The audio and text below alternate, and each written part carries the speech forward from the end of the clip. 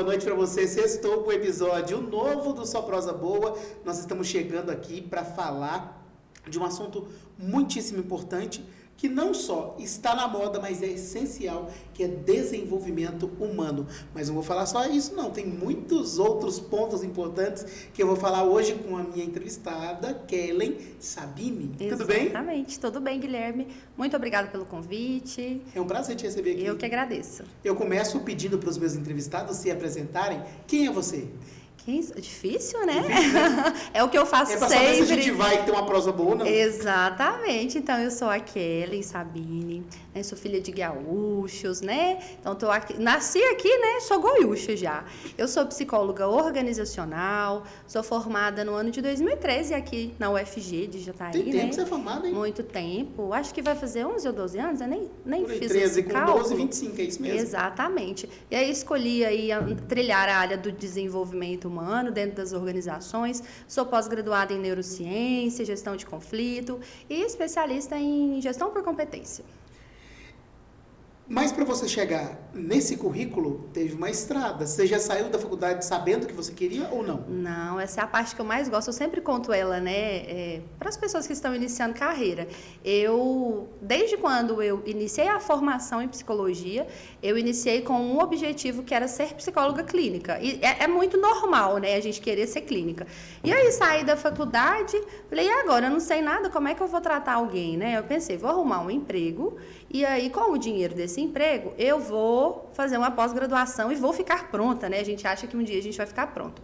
E aí eu gostei, foi em organizacional, já foi em RH, então foi meu primeiro contato. E organizacional era a minha última possibilidade. Eu gostava de tudo, menos de empresas, né? Nunca tinha trabalhado na minha vida. Então, aos 24 anos, eu entrei no meu primeiro emprego, depois de formada já, e foi muito desafiador. Hoje em dia, eu sempre penso assim, nossa, que bom que os meus planos foram diferentes dos planos que a vida tinha para mim, né? Porque você organizou de um jeito e a vida fez outra coisa. Exatamente. Eu sou muito feliz de ter tido essa oportunidade. E até chegar nesse patamar com a qualificação que você tem para atender e falar sobre esse assunto, quando você fala em comportamento e liderança, o que significa na prática, no dia a dia? Uhum. Complexo responder isso, né? É muito complexo.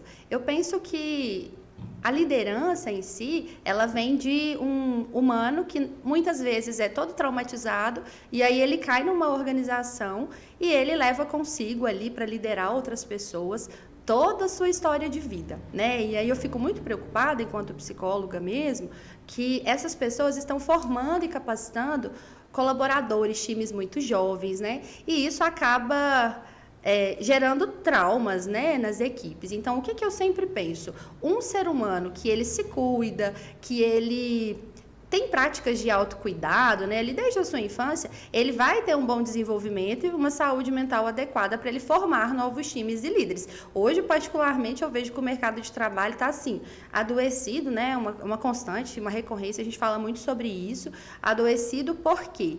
Porque as pessoas não estão praticando o básico, né? Estão só cobrando, enfim. Então, quando a gente pensa em organização e liderança, a liderança, ela é uma base fundamental para formar pessoas hoje, infelizmente. Pois é, e como que entra o seu trabalho na empresa? Eu tenho aqui o estúdio, tenho minha empresa, a gente não fala o nome de ninguém, eu vejo que você atende muitas empresas, e como que você entra nessa história para moldar a equipe, como é que é o seu trabalho? Sim. Pronto, hoje eu atendo mais de 18 empresas, né? E aí até tenho empresas fora do Brasil que eu atendo de forma online, que são de brasileiros, né? Na verdade, são de brasileiros mesmo que estão fora e que vivenciam exatamente as mesmas estruturas e desafios que os brasileiros. Sério? Interessante isso. Onde tem comportamento humano, meu amigo, onde tem gente, tem problema, tem desafio, né? Então, como que funciona o meu trabalho? Geralmente, eu sou convidada vem aqui na empresa, eu estou com um problema específico. Ou é falta de retenção, ou tá com algum conflito específico. Eu já fui chamada muitas vezes para resolver conflito, né? Vem aqui para resolver um conflito que eu não estou sabendo como é que resolve. Aí eu chego na empresa e eu vou fazer um diagnóstico. O diagnóstico é fazer um levantamento de tudo que está acontecendo. Então, atrás de um comportamento específico, de um evento, de uma evidência, existe uma série de problemáticas de falta de reunião de alinhamento, falta de perfil comportamental adequado para estar no cargo e cobrança excessiva, falta de metrificação adequada ali dos times, enfim, é muita coisa envolvida, mas o primeiro passo é, quero convidar a Kellen para fazer o quê? Um diagnóstico. Eu vou fazer um levantamento de como a sua empresa está. Aí eu vou fazer uma apresentação de como que está, baseado nas falas dos colaboradores. Olha, o seu problema é falta de regulamento interno, o seu problema é falta de alinhamento. As pessoas não têm clareza do papel delas aqui dentro. Como que você está cobrando? Como que você está metrificando? Você tem descrição de cargo? Você contratou certo? Por que as pessoas estão saindo? Então, qual é a falta de treinamento? É muito comum, né? Eu não treinei, mas está implícito o que eu gostaria que fosse o resultado.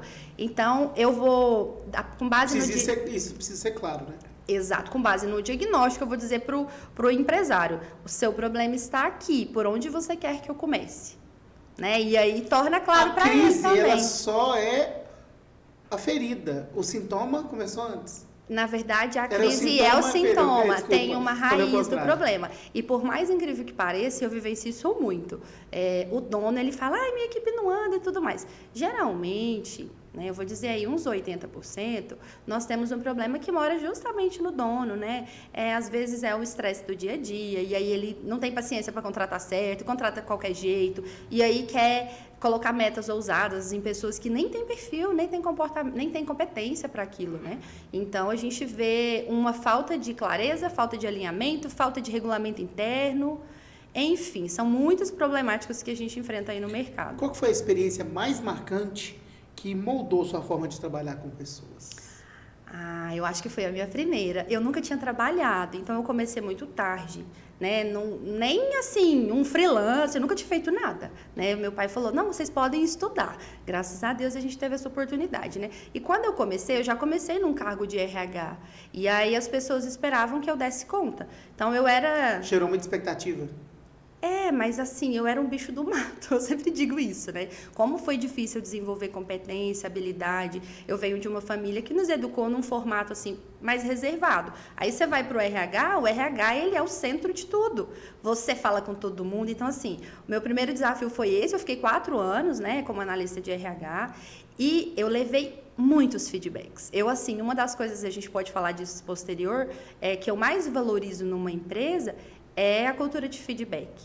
E por quê? Porque foi através dos feedbacks muito claros sobre expectativas de desempenho comigo, quando eu era funcionária, eu consegui perceber, caramba, então é isso que eles esperam de mim? Eu não sei, como é que é isso? O que eu tenho que fazer, né? Aí eu lembro especificamente de um evento em que me disseram assim, Kellen, nós esperamos que você tenha mais senso de responsabilidade. E eu vou lá saber o que é isso? Eu nunca tinha trabalhado, eu falei, mas o que é isso? Você não atende o telefone quando o telefone toca. Eu, analista de RH, né? Eu não atendo. Não, eu não gosto de atender telefone. Essa foi a minha primeira resposta. Não gosto de atender telefone. Então, assim, eu vejo que eu comecei muito tarde na carreira e justamente por isso, com feedbacks muito duros que eu recebi, sabe? Graças a Deus. Eu sempre penso assim, que bom que o meu primeiro gestor foi muito duro, mas também muito firme e muito organizado, sabe? Ele sempre falou, Kellen, nós temos um plano para você e a gente acredita no seu potencial. E por isso nós vamos ser firmes. Olha, eu digo que ele sabe, eu sempre digo a ele, né? Fala, Moacir, que bom, viu, que você me deu as direções, porque se fosse por mim, eu teria desistido no período de experiência. Então, esse foi um fato que me marcou. Eu uso sempre esse exemplo, né, nos treinamentos de liderança que eu dou, porque a gente tem uma tendência a não gostar de feedback. Né? Então, aproveite os feedbacks que a vida dá. E teve algum momento aí na sua trajetória que você pensou em desistir? Ou que te fez continuar? Não, desistir não. Mas continuar? Na verdade, eu vivi muitas empresas diferentes. Eu fui de concessionária, fui de frigorífico, fui de supermercado. E aí, todos esses, eu tive grandes desafios, que era formar times com quadro superior a 300 pessoas. Então, aqui em Jataí, as pessoas até me conheciam assim, nossa, ela tem experiência com times grandes. E aí eu pensava, bom, estão falando que eu dou conta. E aí isso foi o primeiro desafio que eu vivenciei. Pensei, eu acho que eu dou conta, né? E depois disso, né, que é o recrutamento. Geralmente um psicólogo aí começa no setor de RH pelo recrutamento. Logo em seguida eu falei, o que você não gosta? Eu não gosto de recrutamento.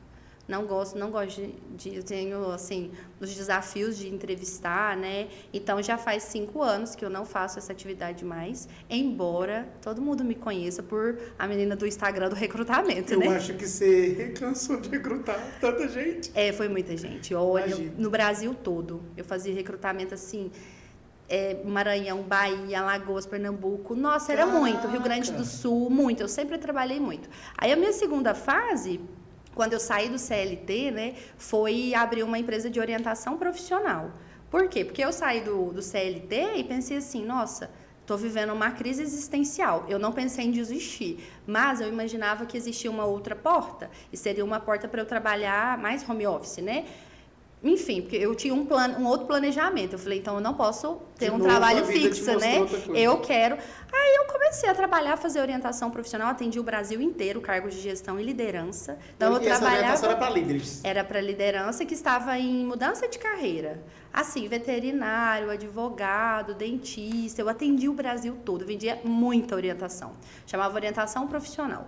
Aí eu vendia pacotes de serviço que tinha orientação. Como eu sou psicóloga, então eu ajudava as pessoas nesse movimento, né? De autoconhecimento, de você tem um sonho, mas esse sonho é vendável? Por que você quer? Por que você não transforma esse sonho num hobby e vai trabalhar num negócio que te traz dinheiro, né? Então, assim, a gente tem que ter condição de fazer essa análise aprofundada, porque senão a gente vai com o sonho, passa fome o resto da vida, mas está vivendo o sonho. É verdade. Forte isso, hein? Trazer clareza para as pessoas. Para pensar nisso, olha, clareza. Não. Vou te dar um exemplo clássico.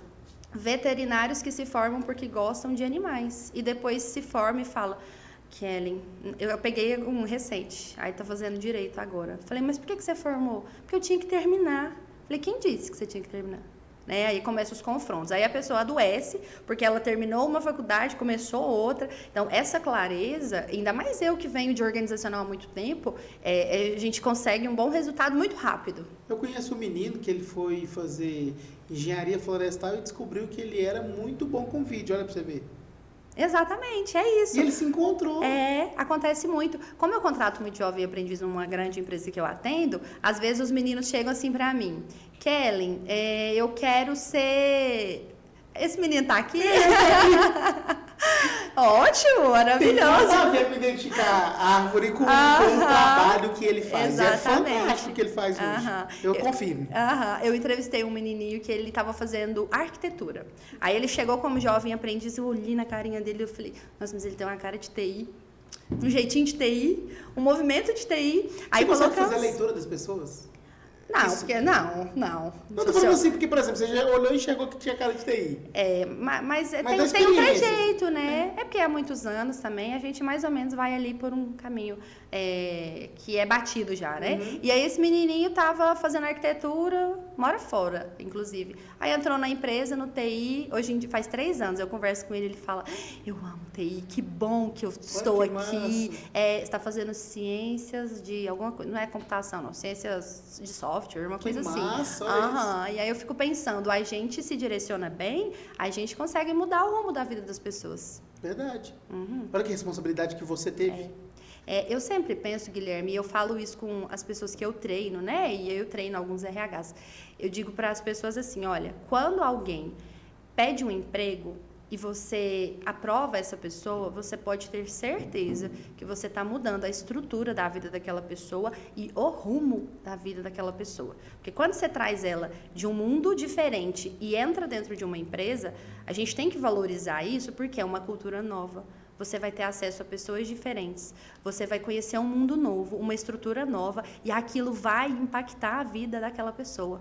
E isso quando eu admito. E quando eu demito, eu tenho que ter total respeito, porque pensa, você chega numa sexta-feira à tarde, você é demitida, e você é um pai de família, você não sabia nem que você estava indo mal naquela empresa. E simplesmente você acorda no dia seguinte, você não tem mais emprego. O que nós estamos fazendo com aquela pessoa? Transformando o rumo da vida dela. E aí, quando a gente pensa que nós somos alguns direcionadores da carreira, e não só da carreira, da vida, A gente Porque começa impacta diretamente na vida da pessoa. na vida social, estrutural, se ela vai ficar na cidade natal ou se ela vai embora. Então a gente tem que ter muito cuidado com isso. Eu separei uma outra pergunta assim, ó. Qual que é o maior mito que as pessoas têm sobre a psicologia organizacional? Já começa com esse nome que é difícil, né? Eu vejo muita gente. Enfim, ela chama-se Psicologia Organizacional e do Trabalho. O primeiro mito, eu acho que o mais expressivo é que nós vamos entrar na empresa para fazer terapia e para cuidar do bem-estar das pessoas. Não é nada disso. É um pouco disso, cuidar do bem-estar, ajustar a organização para que as pessoas tenham clareza dos seus papéis, para que as pessoas tenham o seu objetivo muito claro para elas entregarem aquilo que foi acordado. Então, a psicologia organizacional, ela entra na empresa em nenhuma hipótese para fazer terapia, né? Eu até tenho aí algumas linhas para fazer terapias dentro da empresa, eu não sou muito a favor, porque um psicólogo que atende muitas pessoas do mesmo grupo, ele acaba ali vivendo um pouco daquele meio, né? Eu acho um pouco perigoso. É perigoso, né? Então, pronto, o psicólogo organizacional, ele vai ajustar a organização, entendendo quais são as estruturas que precisam ser definidas e delineadas. Eu sei que quando eu falo, as pessoas falam, ai, você fala tão difícil e a gente não consegue entender. Posso traduzir? Pode. É porque ela quer dizer... É porque ela está dizendo que muita gente que é contratado, que está num cargo, que está lá na empresa, não tem clareza de qual é a função dela. E aí o dono da empresa quer cobrar dela, mas nem ele sabe. Ele sabe na cabeça dele, eu estou falando para você que eu vi isso, gente. Ele sabe na cabeça dele qual que é a função do cara, mas a pessoa não sabe. Exatamente. É mais ou menos isso? É mais ou menos isso. E eu prestei atenção na aula, né? Excelente. Nota 10. Nota 10. E aí, o que a gente vai fazer? Entra na empresa, entende as problemáticas e fala, o seu time falou que está adoecendo. Será que está adoecendo aqui dentro, por conta da nossa falta de estrutura, ou está vindo adoecido do mercado? Eu peguei uma menina, contratei recentemente, né? Dentro da consultoria que eu atendo nas empresas, eu faço as avaliações finais de perfil comportamental. Então, o empregador, ele contrata e aí cai na minha mão para fazer a validação. E essa menina chegou com um estado de burnout, com um laudo, né? E aí, a primeira coisa que a gente leva um susto. Nossa, mas eu vou contratar uma pessoa que vem com laudo de burnout? Faz sentido? Essa pessoa está saindo de um tratamento e aí o dono falou assim, Kellen, qual a problemática que eu posso viver em relação a isso? Eu falei, bom, ela vem de uma estrutura organizacional sem parâmetros, sem respeito, né? Que eu dei uma investigada ali. A sua empresa não é assim. Inclusive, nós... Na organização que eu tô, a gente pode ser um agente de mudança, de ressignificar o trabalho na vida dela. Olha o impacto disso. Olha o impacto disso. Aí, passado uma semana, ela me chamou, Kellen, posso falar com você? Quero te falar como é que eu tô me sentindo. Eu estava muito preocupada com o meu desenvolvimento, com medo de ser cobrada, porque tudo tá muito emergente, né, nela. Então, com muito medo ali. E agora eu tô sentindo que... tem uma mudança aqui, a estrutura organizacional atual da empresa, ela é diferente, então me senti acolhida, senti que a harmonia, eu falei, pronto, é isso. Aí a gente tem que entender mas na cabeça do empresário ter uma contratação dela, olha como que é o universo que você precisa entender bem, né? Porque uma coisa é o que a pessoa diz, outra coisa é o que a pessoa... tá vivendo, tá sentindo, a sua estrutura interna, né? Por isso que a diferença de contratar um psicólogo para fazer uma consultoria é essa.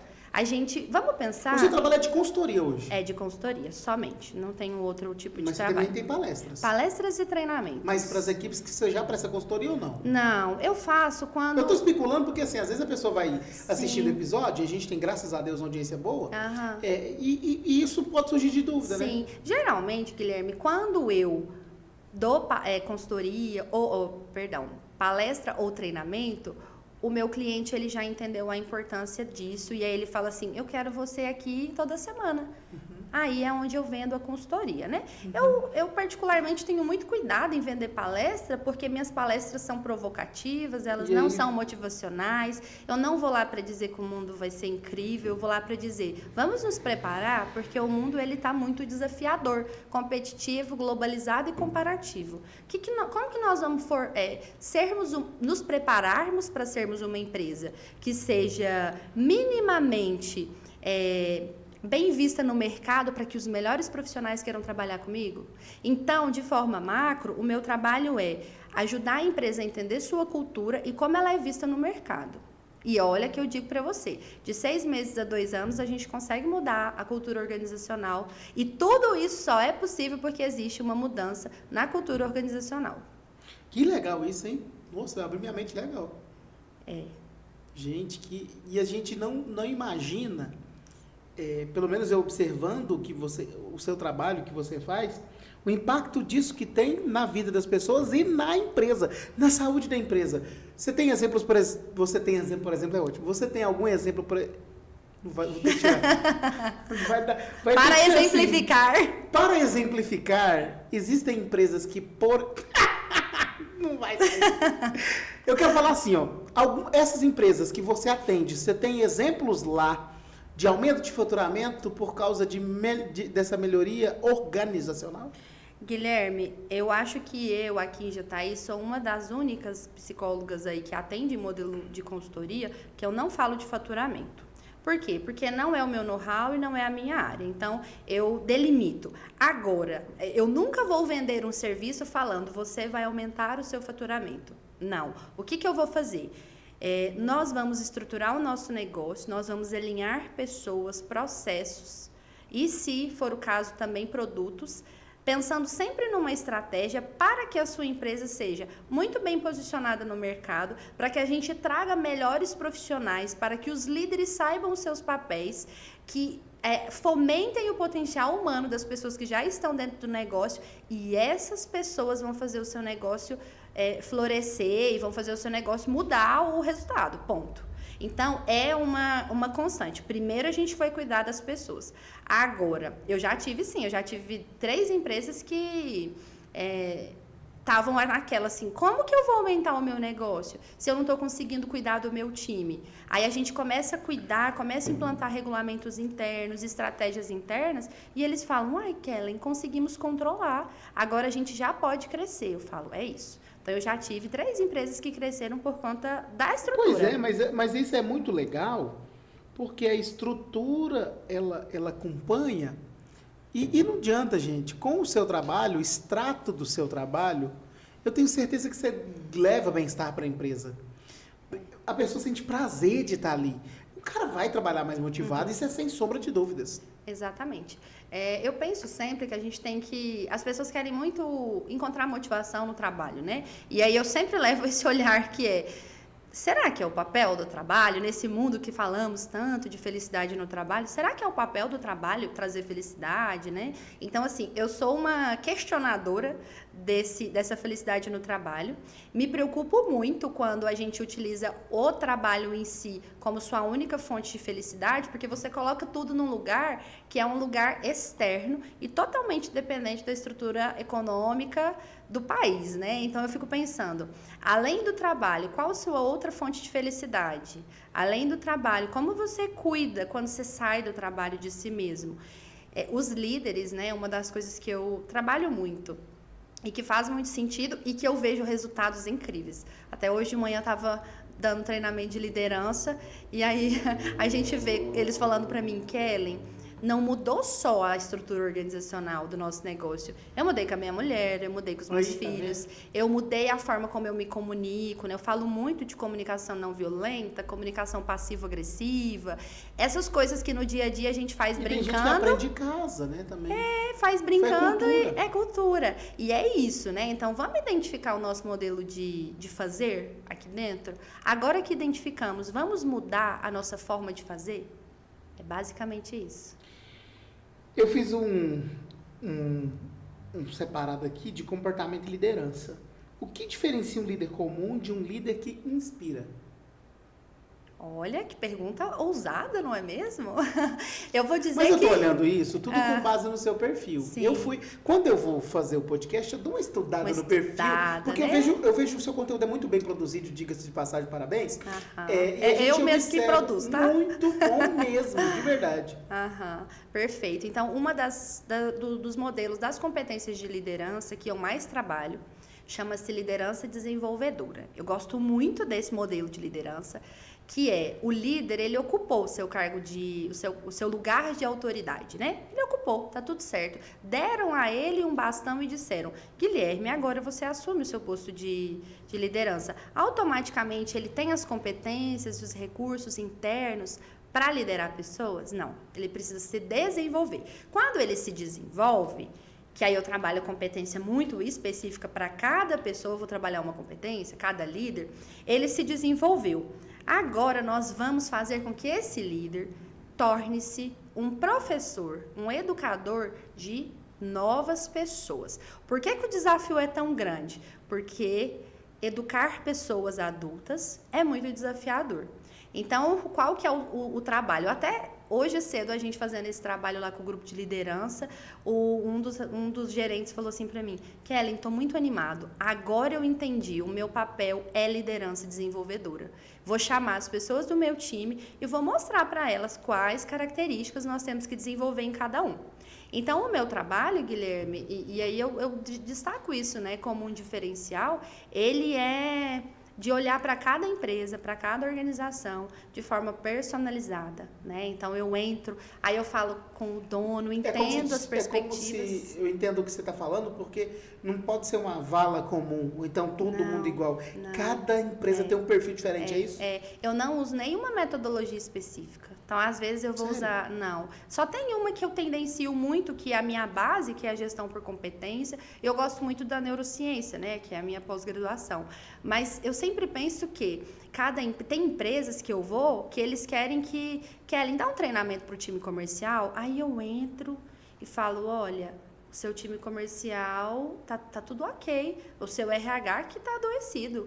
Vamos cuidar do RH. Então, assim, eu já começa por uma perspectiva que eu tenho, que é: eu não quero ganhar o dinheiro daquela empresa se eu não conseguir entregar alguma coisa de valor. Então, para mim, já não faz sentido, né? Então, eu trabalho, assim, com o máximo de idoneidade possível. E se eu ver que não faz sentido, se o time da empresa não se adaptou com o meu modelo de trabalho, eu mesmo vou me demitir. Eu falo: poxa, eu acho que a gente não está no melhor momento ainda, né? Vamos voltar numa próxima ocasião.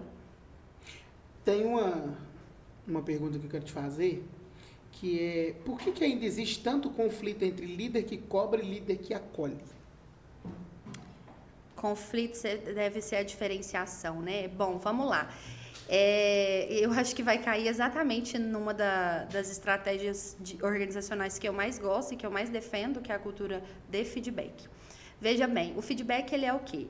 Quando eu vou contratar uma pessoa, eu tenho que colocar numa linha 1 aquilo que eu espero dela, e numa linha 2 aquilo que ela pode me entregar. E numa linha 3, o que a gente vai fazer para que essa pessoa entregue aquilo que a gente acordou. Então, eu estou te contratando hoje. Você é uma pessoa mais reservada, mais tímida, mais calada, gosta pouco de contato, né, social. Aí eu contrato você, eu sei que você é assim. Coloco você na porta da minha loja e quero que você abra sorriso e gaste toda a sua energia o tempo todo e fale com um mundo de gente. Eu fiz uma boa contratação? Eu vou cobrar de você um aspecto, né, um conjunto de características que você não tinha desde o princípio. Aí eu posso dar um feedback nesse momento que eu identifiquei isso e falar: Guilherme, nós esperávamos X, você entregou Y. Baseado nisso, nós não temos outra oportunidade aqui dentro. Então, nós vamos fazer o seu desligamento, né, para que eu não cobre de você aquilo que você não pode entregar.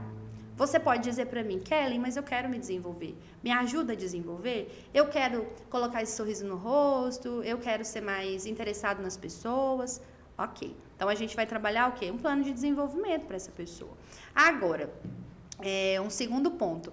Eu contratei pessoas, foram mapeadas, eu entendi o que elas podem entregar e elas não estão entregando. Qual é o papel do líder que desenvolve? O líder que desenvolve, ele vai dizer, Guilherme, nós acordamos XXX, você não entregou.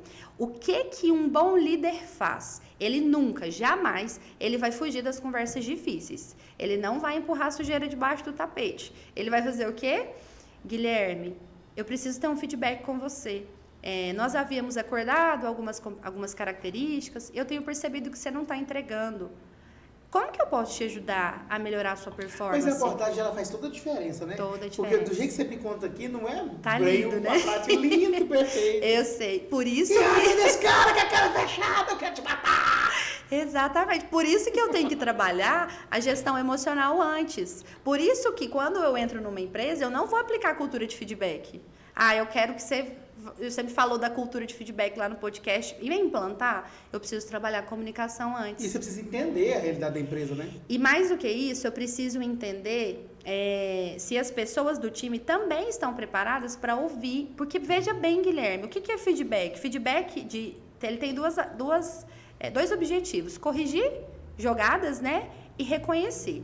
O meu líder me chama para corrigir jogadas o tempo todo. Eu nunca faço nada bem, toda hora ele está me dando feedback negativo. Que horas que eu estou acertando, né? Então, o líder... No que eu estou acertando? Que é esse líder acolhedor que você trouxe, ele vai fazer esse movimento. Você acha que tem que ter uma junção dos dois? Do que Com certeza, não tenho nenhuma dúvida. Tem que ser líder acolhedor / cobrador?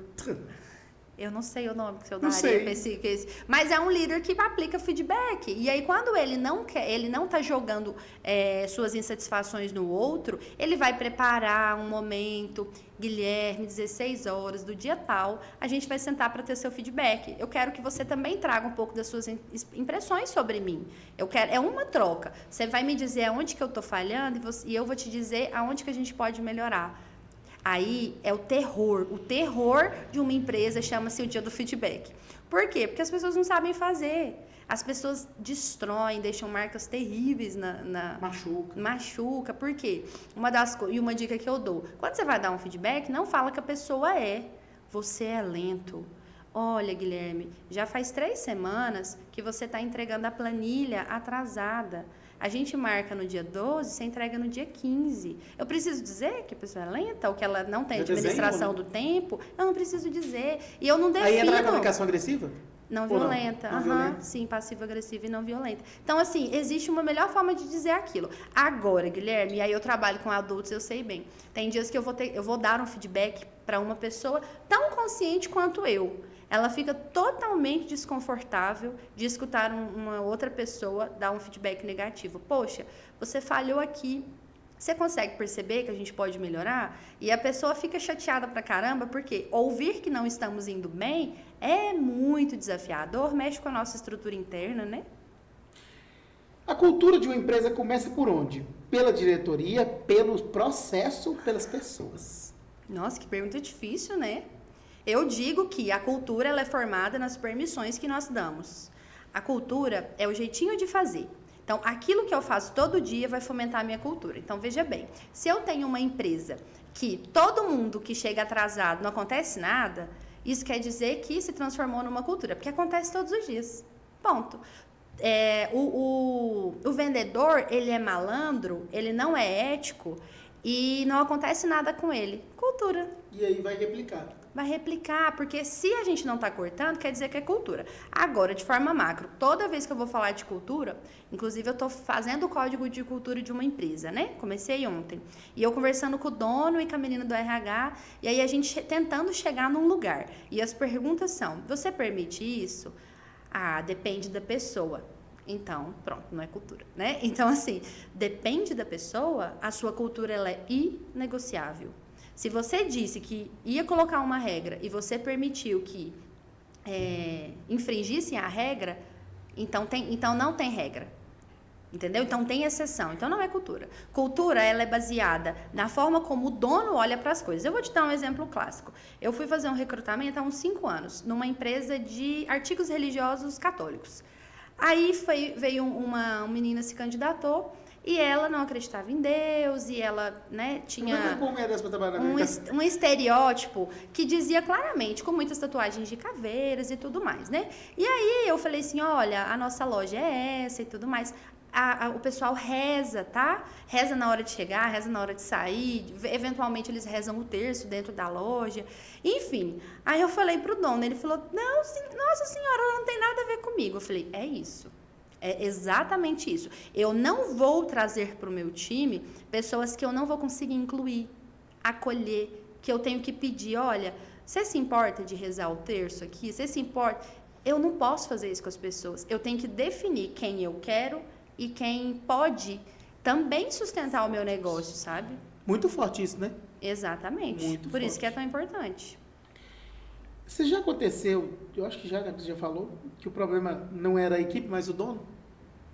Ah, muitas vezes. Geralmente é, né? Geralmente, quando eu vou fazer o diagnóstico organizacional, os gerentes têm uma fórmula mágica. Ele fala assim, não, a gente já sabe o que você tem que fazer, a gente não precisa de diagnóstico, não. Se você tirar o dono daqui, o negócio flui muito bem.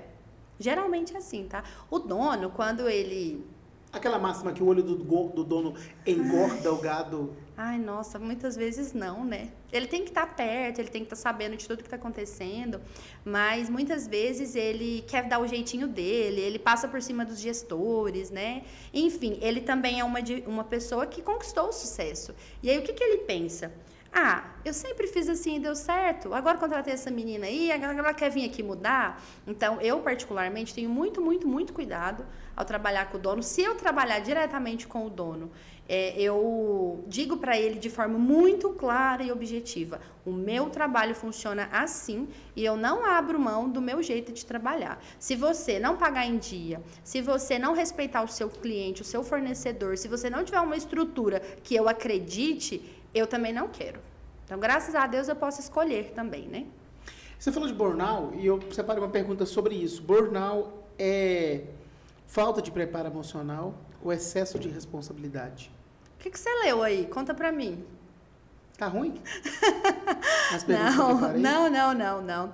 É porque o burnout é um diagnóstico, né, que ele vem decorrente de questões mal alinhadas no trabalho, né? Ou então é um excesso, ou então vem de atividades que foram me mudaram de atividade, né? E aí aquilo foi me adoecendo, foi me entristecendo, né? Enfim, burnout é muito delicado. Eu não trabalho com diagnóstico, Guilherme, né? Eu não sou clínica, então assim, quando alguém me manda um laudo, a primeira coisa que eu falo, olha, eu não sou especialista nisso, eu vou conversar com um psicólogo para eu entender o que eu tenho que fazer com você também. Mas a gente tem visto uma onda gigante de pessoas que, veja bem, e aí é um contrassenso meu. Pessoas que vêm adoecidas de suas casas e que dentro do trabalho elas estão explodindo. E aí elas ficam tão sensíveis a ponto de elas não conseguirem identificar mais aonde foi que eu adoeci. E não importa onde foi que ela adoeceu. O que importa é como ela está se cuidando, né? E aí, igual esse laudo que eu peguei, eu tô acompanhando, né, semanalmente, eu acompanho essa pessoa, e aí ela disse assim, nossa, tô me sentindo tão cuidada, só o fato de eu poder sentar e conversar com você aqui dentro da empresa, já muda toda a estrutura do negócio. Mas isso não quer dizer que um psicólogo dentro da empresa, ele vai coibir o adoecimento, tá? Não é assim, não é mágico. E também não dá para jogar toda essa responsabilidade, né? Não dá. Não dá porque a gente não olha de forma singular. Eu não atendo pessoas, eu atendo organização. Entendi. Eu atendo coletivos, né? Pessoas. Se eu vi que tem uma pessoa adoecendo, aí tem outra, peraí, que a gente tem um problema ali, uma faísca ali, né? Como é que as pessoas podem te contratar? Como as pessoas podem me contratar? Bom, você quer saber de forma específica? Tô falando assim, fazer Instagram, contato? WhatsApp. Geralmente... Você achou que eu tava fazendo outra pergunta complexa, né? Calma. Tranquilo. Como que as pessoas podem achar e conhecer um pouco mais seu trabalho. Entendi. Perfeito, tá. Então, a minha vitrine hoje, eu só vendo por ela. É o Instagram. Eu não Entendi. tenho outra forma de vender meu trabalho. Inclusive, eu nem vendo ativamente, eu nem tenho propagandas, nada disso. Os meus clientes me vendem, né? Então, isso é maravilhoso. Foi um jeito que você descobriu de trabalhar? Eu nunca vendi o meu trabalho, você acredita? Sempre foi por indicação. Então, pronto, eu sempre digo, entra lá no meu Instagram, conhece meu trabalho, vê se você gosta da minha abordagem, porque a minha abordagem, ela é dura, sabe, Guilherme? Eu não sou assim... Não só flores. Não, eu sou... Gente, e Kellen escreve K-E-L... mas o Instagram é L-E-N. É Kellen. Sabini. Kellen Sabini, Kellen Sabini? É o jeito mais fácil de entender. Treinamento, consultoria e palestra. Exatamente. Treinamento? Comportamentais, de liderança, e também faço planejamento estratégico, alinhamentos internos. Consultoria? Consultoria. É o diagnóstico, é um que você falava? aí são pacotes, né, da consultoria. Então, depende muito se eu vou fazer 1 atendimento, 2 atendimentos, 3 atendimentos, mas ele tem duração mínima de 6 meses, não faço menos de 6 meses, e quando dá 2 anos eu já dou alta, né? Você fala de transformar no caminho, eu até estava vendo aqui que será o tema da sua palestra, né? Você falava aqui no encarte, como transformar conversa em resultado. Isso foi de qual empresa? Dá para ver aí? Não, na BNI, a palestrante da semana. Perfeito, é verdade, foi feedback. Exatamente. Foi a cultura de feedback. Agora, né? Foi ontem. Quando eu deixo claro o que eu espero, não tem, e eu faço acordos, não tem 2 caminhos de interpretação, só tem um. Então, o jeito mais fácil hoje, eu tenho um livro que eu gosto muito, eu sempre uso ele como exemplo. Na verdade, são 2, Preciso Saber Se Estou Indo Bem, que ele é um livro que fala de feedback, e o outro é Conversas Difíceis. Se eu sou um líder que eu quero fugir do confronto, fugir da conversa difícil, eu não estou na posição certa. E você sabe, o grande problema das organizações mora exatamente aí, Guilherme. Eu não quero entrar eu chamo de confronto, mas não é confronto. Mas assim, vamos resolver esse negócio? A primeira coisa que o líder fala nas empresas que eu atendo, você vai estar junto? Você me ajuda? Eu não sei falar. Eu falo sim, a gente vai aprendendo juntos, né?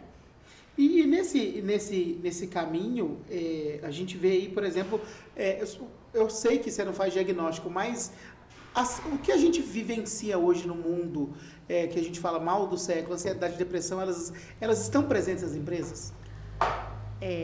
Elas estão. E aí eu fico me perguntando se as empresas estão contribuindo, corroborando com esse diagnóstico, ou se o meio social que o Brasil oferece, que é um meio de muita instabilidade econômica, ela nos deixa muito mal. E aí a gente nunca sabe se a gente está indo bem, a gente não sabe se a empresa está indo bem, a gente não sabe se a gente vai ser o próximo a ser desligado, e essa instabilidade emocional, ela gera um surto de ansiedade. É muito raro hoje em dia uma pessoa falar assim, não, eu não tenho ansiedade, é raríssimo. Eu posso dizer que eu tenho alguns momentos, mas no dia a dia eu lido muito bem com essa pressão que o mundo moderno oferece. Então, eu acho que, e eu vendo isso muito, né, com a minha liderança, que eu cuido, que Guilherme, cuidem de vocês, sabe? Cuidem da forma como vocês significam o trabalho, da forma como vocês significam a gestão de pessoas. Liderar não é cargo. A gente precisa ter um preparo emocional fora da curva. A gente tem uma responsabilidade social de formar pessoas. E se eu formar pessoas de forma inadequada, eu vou deixar profundas marcas e profundos traumas. Então, nós temos sim que aprender a falar direito, temos sim que aprender a sentir direito para a gente diminuir os impactos. Eu tô vendo assim que você faz um misto de um outro negócio que a gente precisa ter, empatia. Passa por aí também? Eu assim, tô falando das coisas mais comuns. Isso tudo que você fala, a gente precisa se colocar no lugar do outro. Eu tenho vivido profundos questionamentos acerca da empatia, porque eu sempre me pergunto, será que é possível mesmo a gente ter empatia, né? Então, eu sempre trabalho isso nos grupos. Falo, gente, vamos significar empatia aqui? Você é muito inteligente, Kellen. É muito difícil, porque aí eu questiono tudo, né? Eu falo, é possível a gente ser empático no mundo em que a gente olha tanto para o nosso umbigo, que a gente fala tanto de alto isso, alto aquilo. A palavra assim, uma sociedade muito umbiguista. Fala muito isso. Exatamente, eu fico muito preocupada. tudo, bom, vai servir para mim? Aí uma das coisas que eu trabalho na liderança, que eu sou apaixonada, né, que é servir. Se eu não quero servir o outro, se eu não quero olhar para o outro e pensar assim, como é que eu posso ajudar essa pessoa a ser melhor? Eu não estou fazendo o meu papel. Não estou. Eu preciso gostar de servir. Ou não? Em qualquer papel que eu vou servir. Né? É numa associação, é no cargo que você tem, um cargo público, eu preciso baixar minha cabeça e eu preciso servir as pessoas, né? E aí eu preciso ser autoridade, e eu preciso ser humilde, e eu preciso ser empático, e eu preciso servir. Tudo isso junto ao mesmo tempo. Eu concordo demais com isso. E aí isso é evolução espiritual. Para além da minha psicologia, que eu tanto amo, é evolução espiritual. Aumentar o nosso nível de consciência. Aí é uma outra parada, né? Uma outra conversa. Caraca, subiu o nível aqui, hein? É muita coisa envolvida. Não, e a gente para assim para pensar em tudo isso, tudo faz muito sentido, né? Tudo faz muito sentido e tudo está interligado. O sucesso profissional, ele também está atrelado ao sucesso pessoal e a conexão com Deus. Eu não consigo fazer nenhuma distinção. Não é possível para mim, sabe? Quando eu começo a abrir ali o momento de vida dos gestores, eu identifico o que você faz para se cuidar. Você come bem, você dorme bem, você cuida do corpo, você cuida da alma, você cuida do espírito. Porque como que eu vou influenciar um liderado meu se eu vivo uma vida desorganizada, se eu não sou influência positiva, se eu não inspiro pessoas? Como é que eu vou influenciar? Não tem como, né? Então, eu sempre sugiro, se você quer atingir um patamar de liderança, e que não é gestão, é liderança, e chegar num lugar e continuar neste lugar e ser impacto positivo na vida das pessoas, você vai ter que se desafiar, vai ter que ser duro com as pessoas. Eu não posso querer ser amado. Eu digo muito isso, né? Se você é um líder e quer ser amado, sai daí, meu amigo. Você não está no lugar certo, você vai destruir as pessoas e vai permitir com que as pessoas entreguem pouco para não ficarem insatisfeitos com você, sabe? Muito forte isso também, né? É uma realidade dura de encarar. E acontece... Você fala que você fala duro, né? E acontece Todo mundo muito. acha que vai falar fofo.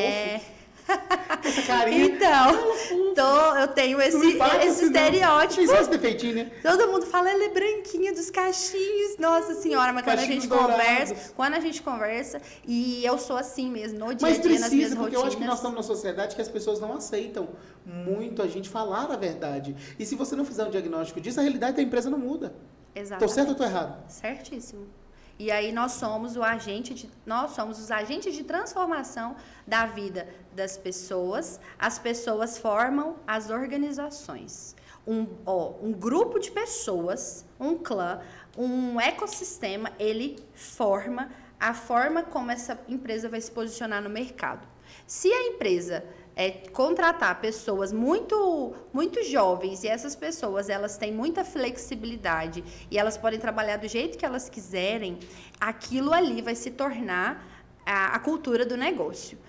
Eu tenho uma cultura em que há trocas entre pessoas mais novas, pessoas mais velhas. Nossa, naquela empresa tem uma cultura de ser assim. Pronto, as pessoas começam a reconhecer aquela empresa como essa empresa que contrata, né? Olha, gerações. Eu queria te falar um negócio, assim, dessa mudança. Tem mais aqui. Aqui a sua. Perfeito. Fique, essa tem gás e essa sem. Tudo cai a pó, gente. Tudo bom de tudo. Tudo cai a pó. Cai a pó, manda em tudo. Cai a pó. Deixa eu te falar um negócio. Eu queria falar sobre aquilo, a rotatividade. Isso é um assunto importante. Tem gente... E a gente já sabe, tem as empresas que você fala, nossa, mas ninguém para lá naquela empresa. E eu, como eu tenho o Instagram de vagas, as pessoas agem como se eu fosse um confessionário e elas esquecem que tem uma pessoa atrás do Instagram, né? Aí vão lá e falam assim, quero fazer um desabafo. Entrei nessa empresa que você postou aí, olha, ninguém fica lá. Falta de respeito. Aí eu sei muito bem quem são as empresas desafiadoras que já tá aí, porque o time vem me contar, né? Mas, enfim, rotatividade. Geralmente são as mesmas, você vai ver, né? Se você me seguir no Instagram, um dia eu posto 30 vagas. As mesmas empresas. Muitas empresas repetidas. Por que tem rotatividade, Eu vi Guilherme? que você está atendendo, que tinha muito isso, está melhorando. Pois é, sim. Exatamente. Pronto, falei. Então, né? Estamos com um novo projeto lá. Mas isso é legal, né? Isso é legal. Porque o dono entender a necessidade... que precisa mudar, olha que legal isso. A pessoa vai amadurecer, a empresa vai ganhar. E a conversa de contratação foi muito dura, por isso. eu não vou colocar meu nome num lugar em que não vai ser feito aquilo que eu vou propor, né? Então, isso é muito sério para mim. Mas, rotatividade. Primeiro ponto, quando eu entro numa empresa, uma das coisas que eu gosto de fazer é mapear o comportamento. O que eu vou fazer? Eu vou fazer matriz de perfil comportamental de todo mundo. Todo mundo vai passar pelo meu processo de autoconhecimento, que é... a gente tem 4 variáveis de perfil. Esse perfil aqui, para estar neste cargo, tem que ter essa porcentagem dessa característica. Ela não tem. Por isso que não está performando bem. Vamos pensar uma coisa. Eu pego um perfil para trabalhar em financeiro, que é uma pessoa que gosta muito de pessoas, de público, de atendimento. Colocar na festa para mim fazer o financeiro, eu não vou fazer. Exatamente. Eu vou conversar o tempo inteiro com o povo da loja de Exatamente. Eu tenho que estar lá no comercial.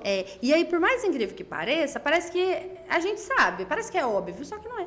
Né? Não é óbvio. E aí, a primeira coisa que eu faço, vamos mapear o perfil dessa pessoa? Às vezes ela nasceu para ser empreendedora. Por isso que ela tá...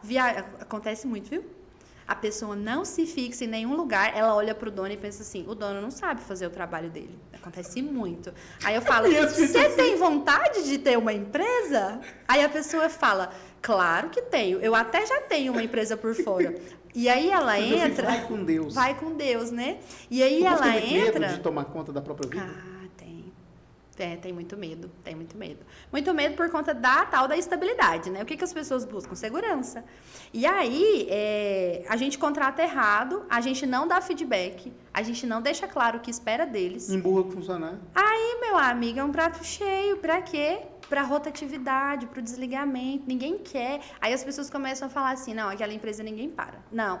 Ou então o líder. O líder é um líder muito duro. O líder, ele é muito incisivo, ou ele é muito permissivo, ou ele trata com pessoalidade, né? O que é pessoalidade? Falta de profissionalismo. Se eu, dentro de uma empresa, tenho os meus preferidos, eu estou tratando com pessoalidade.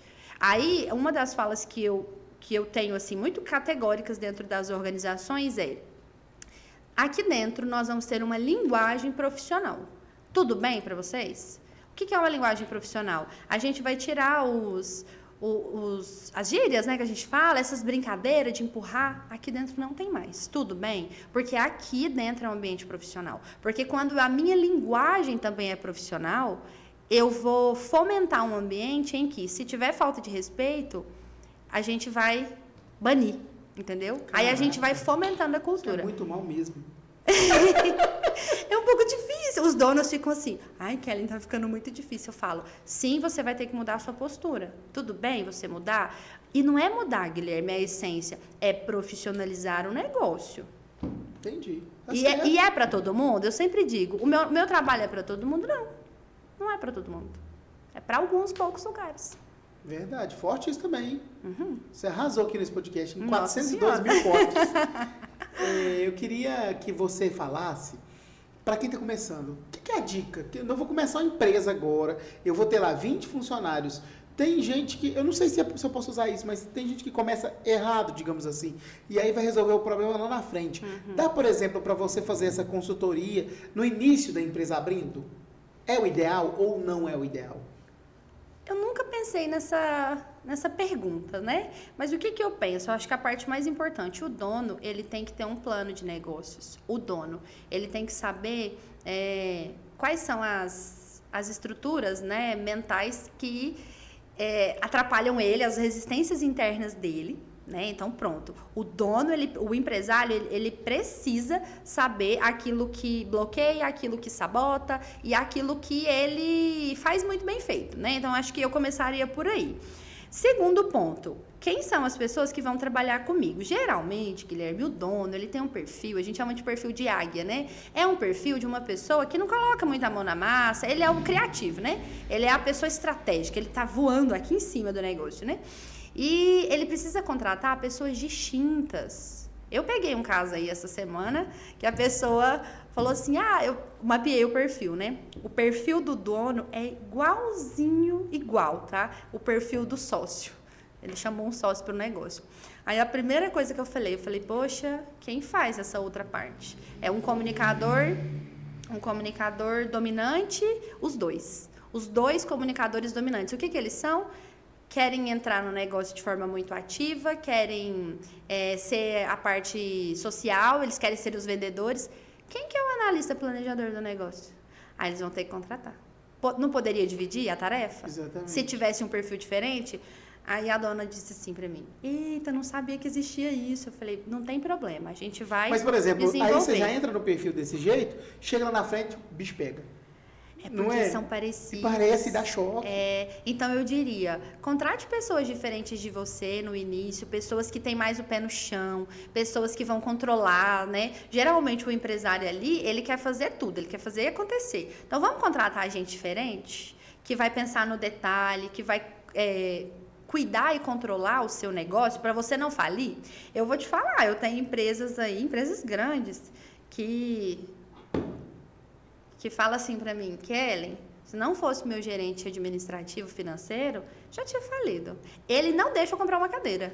Ele não deixa eu comprar uma impressora. Porque se fosse por mim, eu ia ter um palácio. Mas o meu gerente administrativo controla absolutamente tudo. Até o meu salário do mês. Eu falo, que bom. É isso. É uma empresa, não é um parquinho de diversão. A bicha é brava, né? Você gostou dela? Eu não.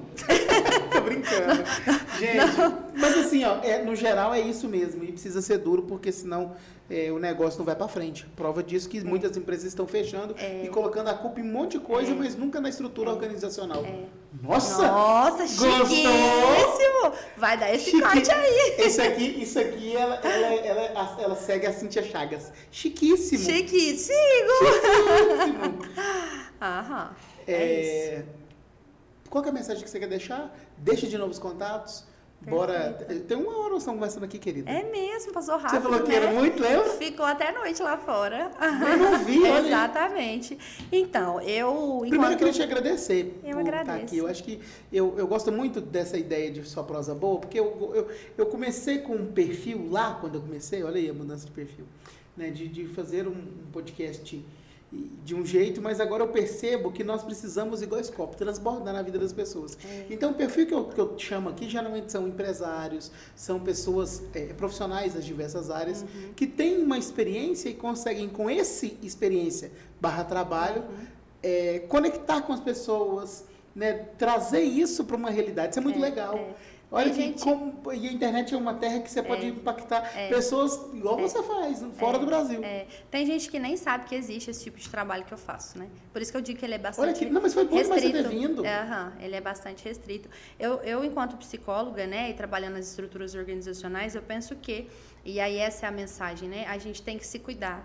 E a gente tem que cuidar para a gente não ser um impacto negativo na vida das pessoas, né? E aí formar pessoas, e para formar pessoas a gente tem que saber o nosso papel, cuidar da nossa estrutura emocional para a gente não desestruturar toda uma cultura que a gente está tentando fomentar, né? Então, desenvolvam as suas competências comportamentais. Hoje o mercado, ele valoriza, sim, as técnicas, mas são as comportamentais, a inteligência social, a inteligência emocional, que vai definir se você continua ou não no mercado de trabalho.